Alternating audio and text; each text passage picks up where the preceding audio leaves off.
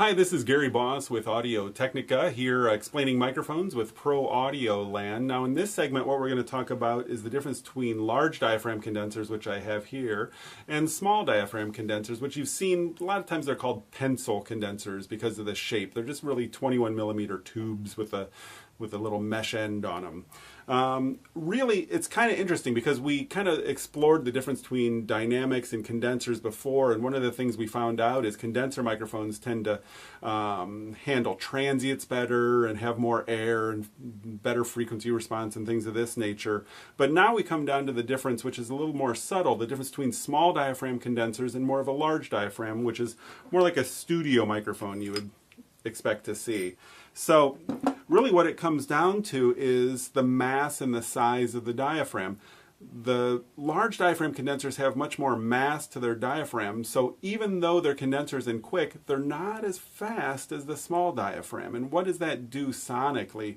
Well, a lot of people say that the large diaphragm condensers tend to sound a little bit more warm or a little bit more, what do we say, natural, okay? And a lot of people may say the small diaphragm condensers are faster and a little brighter and maybe a little bit more exaggerated. Well, why would this be important?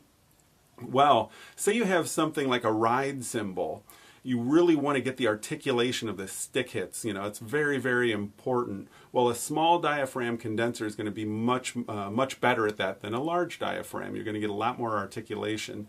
Maybe you want to get the string noise and the finger on the string on an acoustic guitar. That's really good for a small diaphragm. Maybe you want to put this on a vocal or a voice. Well, typically those small diaphragm condensers are going to be a little too strident, a little too high or bright. That's where this large diaphragm kind of warms and kind of smooths out that voice. Now, a couple interesting things. First of all, drum overheads. Well, you're miking cymbals. What do you want to do? Do you want to put a large diaphragm or a small diaphragm? Well, kind of popular thought a long time ago, people would use a lot of small diaphragms on overheads because after all, you know, you are picking up the cymbals. But what we found is that, you know, you pick up the whole drum kit. So you're getting toms and kick and snare as well as cymbals. So people have started to move towards larger diaphragms on overheads, and that because they find that they're mixing a lot of the kit in with the cymbals, and the small diaphragms are making the kit sound a little too bright. But on the other hand, this is completely personal preference. And what people will do now is they'll put the large diaphragms on overheads and they'll spot mic with the pencil condensers, maybe under the ride. The other application that both work really well is, say, an acoustic guitar.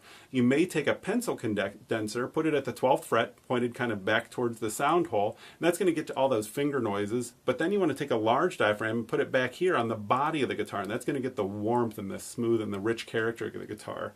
So just a couple differences between small and large diaphragm condensers. Hope this helped, and thanks for watching.